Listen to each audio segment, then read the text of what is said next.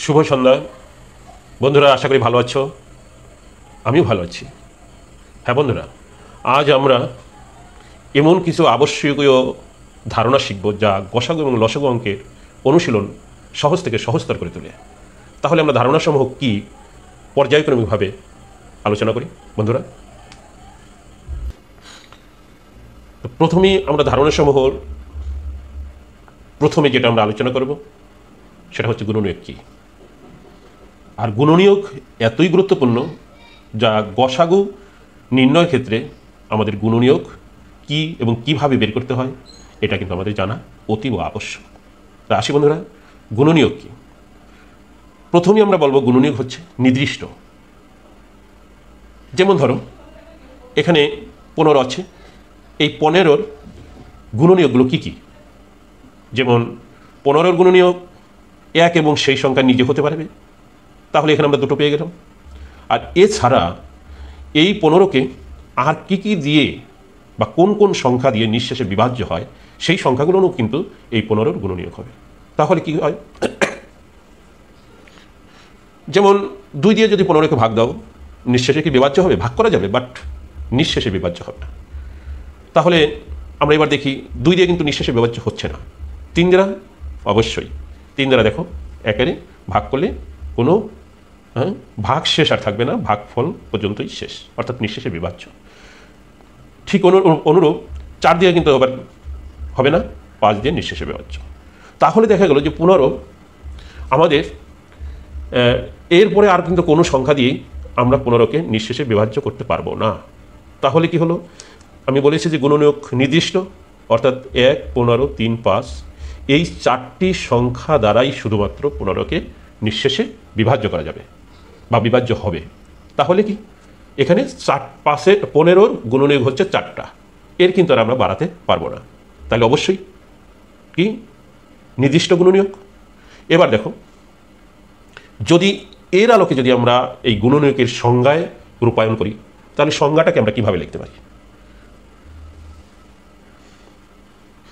অর্থাৎ কোনো সংখ্যার গুণনীয়ক হলো সেই সকল সংখ্যা যে সকল সংখ্যা দ্বারা ওই সংখ্যাটা নিঃশেষে বিভাজ্য হবে। আমি আবার বলছি, দেখো, কোনো সংখ্যার গুণনীয়ক হলো সেই সকল সংখ্যা যাদের দ্বারা ওই প্রদত্ত সংখ্যাটা নিঃশেষে বিভাজ্য হবে। যেভাবে বলো হবে, আমি বুঝলেই কিন্তু আমার মতন করে বা তোমাদের মতন করে তোমরা বলতে পারবে। যেমন যদি আমি আবার এভাবে বলি যে সংখ্যা দ্বারা এই 15 নিঃশেষে বিভাজ্য সেই সকল সংখ্যাকে এই 15-র গুণনীয়ক বলে। আশা করি বন্ধুরা আমরা গুণনীয়ক কি সেটা বুঝতে পেরেছি, আর গুণনীয়ক কিন্তু নির্দিষ্ট। এবার ধারণা 2, আর সেই ধারণা 2 হচ্ছে গুণিতক কি। হ্যাঁ বন্ধুরা, আমরা বলবো এবার গুণিতক কিন্তু অসংখ্য। গুণনীয়ক আমরা পূর্বে কি বলেছি? নির্দিষ্ট। আর গুণিতক অসংখ্য, মানে সীমাহীন বিরামহীন চলতে থাকবে, কিন্তু বন্ধুরা থামানো আর যাচ্ছে না। যেমন ধরো 15-র গুণিতক 15 গুণন 1 15, 15 গুণন 2 30, 15 গুণন 3 45, 15 গুণন 4 60, 15 গুণন 5, মানে এইভাবে চলতে থাকবে। মানে আমি এই 15কে ধারাবাহিকভাবে আমরা সংখ্যাকে ধারাবাহিকভাবে বসিয়ে গুণ করে যাব। তাহলে কি শেষ আছে? আর অবশ্যই না বন্ধু, চলতেই থাকবে। তাই বলছি যে গুণিতক হচ্ছে অসংখ্য। তবে এই সংখ্যাটি নিজেই কিন্তু আবার সবচেয়ে ক্ষুদ্রতম গুণিতক। মানে এই 15টা হবে সবচেয়ে ক্ষুদ্রতম গুণিতক, মানে 1 দিয়ে যেটাকে গুণ দিলে পাওয়া যায়। এবার তাহলে আমরা কি বলবো, যে কোনো সংখ্যার গুণিতক হলো সেই সকল সংখ্যা যারা প্রদত্ত সংখ্যা দ্বারা নিঃশেষে বিভাজ্য। আবার শোনো, কোনো সংখ্যার গুণিতক হলো সেই সকল সংখ্যা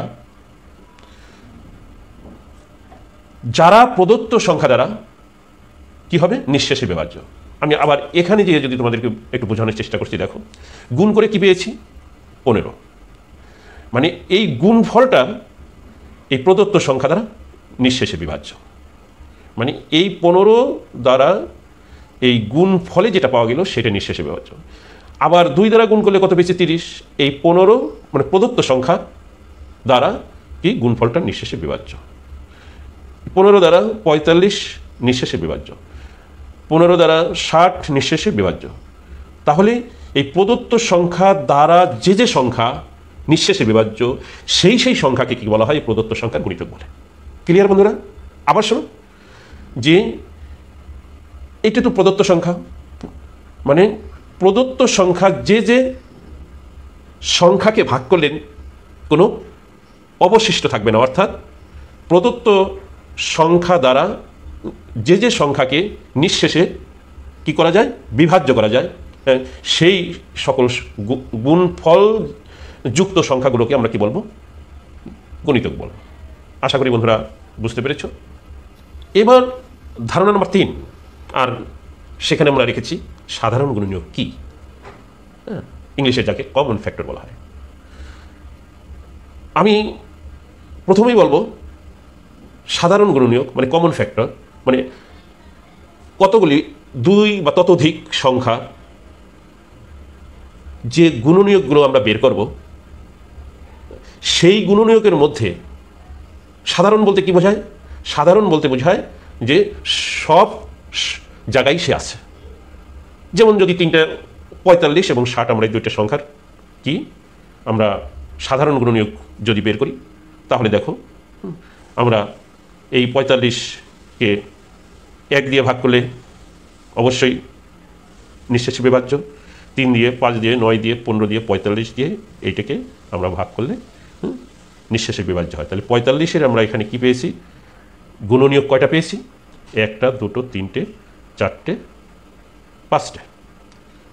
এখানে 45-এর গুণনীয়ক পেয়েছি কয়টা? 5টা। আবার ঠিক অনুরূপ 60কে যে সংখ্যা দ্বারা নিঃশেষে বিভাজ্য, এরকম করতে গিয়ে দেখা গিয়েছে আমরা অনেকগুলো কি গুণনীয়ক পেয়েছি। যেমন তার মধ্যে 1 2 3 4 5 ঠিক এমনিভাবে 60 পর্যন্ত এখানে উল্লেখ রয়েছে। এখন এই 2টার ভিতর যে গুণনীয়কগুলো আমরা পেয়েছি, মানে আমরা এখানে যে গুণনীয়ক আছে সেই গুণনীয়কটা যদি এখানেও থাকে, তাহলে পরে আমরা বলবো এরা পরস্পর সাধারণ গুণনীয়ক। 45-এর গুণনীয়ক আছে, বাট 60-এ গুণনীয়ক সেই সংখ্যাটা নেই, তাহলে ওটা কিন্তু সাধারণ নয়। সেই জন্যই বন্ধুরা দেখো, আমি এখানে গোলাকার চিহ্ন দিয়ে বোঝানোর চেষ্টা করেছি যে 45-এর যে গুণনীয়কগুলো আগে লিখেছি, 60-এর গুণনীয়কগুলো লিখেছি, এরপরে মানে এখানেও 1 আছে, এখানেও 1 আছে, এই জন্য এটা কমন, মানে এখানে এবং এখানে আছে, অর্থাৎ কমন, অর্থ থেকেই বাংলায় বলা হয় সাধারণ। এখন এখানে 3 আছে, এখানেও 3 আছে, এই জন্য আমি গোলাকার চিহ্ন দিয়ে বুঝেছি, মানে এরাও এই 2টো সংখ্যার সাধারণ গুণনীয়ক হিসেবে পরিচিত। এই 5 আর 5 ওরাও 2টো সংখ্যার সাধারণ গুণনীয়ক হিসেবে পরিচিত। 15 ঠিক অনুরূপ। এইভাবে এছাড়া আর কিন্তু কোনো সাধারণ গুণনীয়ক নেই। তাহলে পরে আমরা 45 এবং 60-এর সাধারণ উৎপাদক তথা গুণনীয়ক যথাক্রমে আমরা কি পেলাম? 1 3 5 1 3 5 এবং 15। তাই বন্ধুরা আমরা লিখেছি যে 45 এবং 60-এর সাধারণ উৎপাদক বা গুণনীয়ক যথাক্রমে 1 3 5 ও 15। আশা করি বন্ধুরা বুঝতে পেরেছ। এবার ধারণা নম্বর 4, আর তা হলো এখানে পরস্পর মৌলিক বা সহমৌলিক সংখ্যা, ইংলিশে কো-প্রাইম নাম্বারস বলা হয়। একের চেয়ে বড় যে সকল সংখ্যার গুণনীয়ক মানে সাধারণ গুণনীয়ক কেবলমাত্র 1, মানে 2 বা ততোধিক সংখ্যার সাধারণ গুণনীয়ক কি কেবলমাত্র 1, এ ব্যতিরেকে আর কোনো সাধারণ গুণনীয়ক আমরা পাবো না। কি ছাড়া? 1 ছাড়া। ঠিক এইরকম পরস্পর সংখ্যাকে আমরা কি বলবো? সহমৌলিক সংখ্যা বলবো, পরস্পর সহমৌলিক সংখ্যা বলবো। যেমন এখানে আমি উদাহরণ হিসাবে বোঝানোর চেষ্টা করেছি বন্ধুরা, যেমন 24 25 35 3টে সংখ্যা নিয়েছি। তার যেমন 24-এর গুণনীয়ক 1 2 3 4 6 8 12 24, অর্থাৎ এই সংখ্যা দ্বারা 24কে নিঃশেষে ভাগ করা যায়। 25 ঠিক 1 5 এবং 25 দ্বারা নিঃশেষে বিভাজ্য। 35 1 5 7 35 দ্বারা নিঃশেষে বিভাজ্য।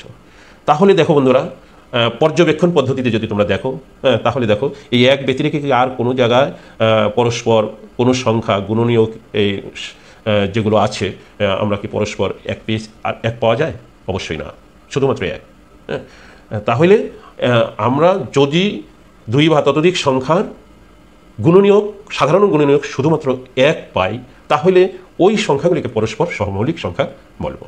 যেমন এরকম 15, 15, 16, এটাও তোমরা প্র্যাকটিস করে দেখতে পারো। 15, 15, 16 এরাও কিন্তু, এদেরও কিন্তু সাধারণ গুণনীয়ক এক আসবে। 35, 48 একেও তোমরা যদি দেখো এক আসবে। 12, 35, 155, 12, 35, 155 এদেরও এক আসবে।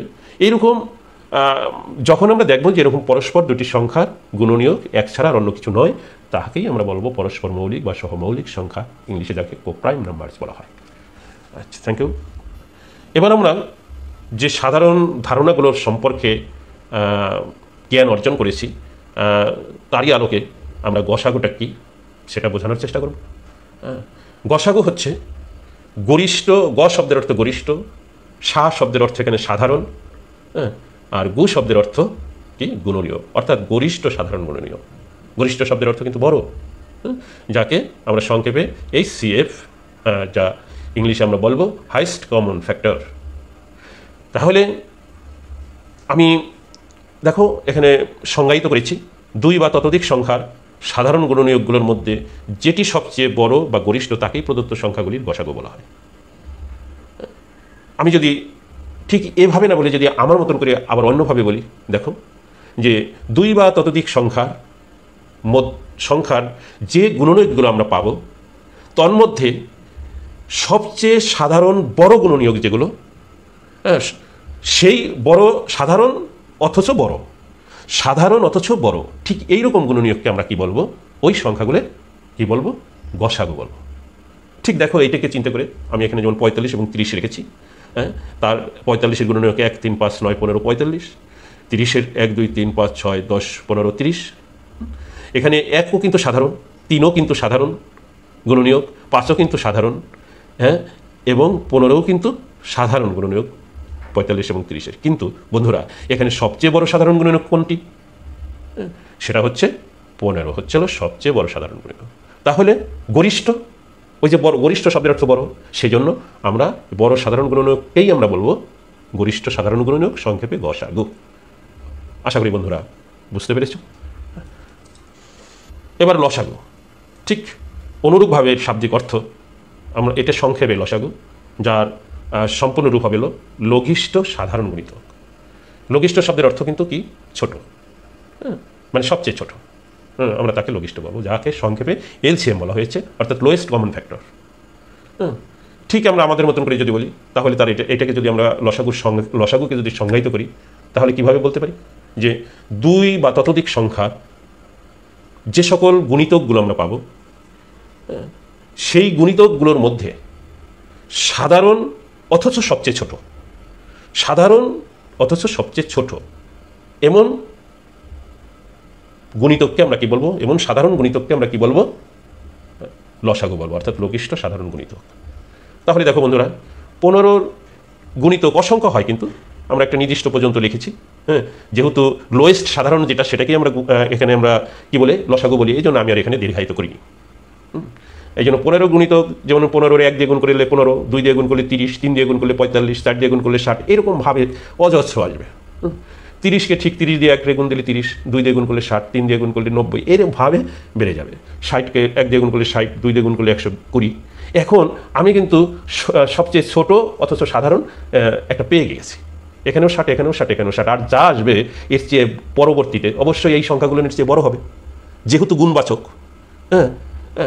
এই জন্য আমরা এখানে কি এই 60কেই কি বলবো, সবচেয়ে লোয়েস্ট সাধারণ কি গুণিতক, অর্থাৎ এটাকে বলবো লসাগু।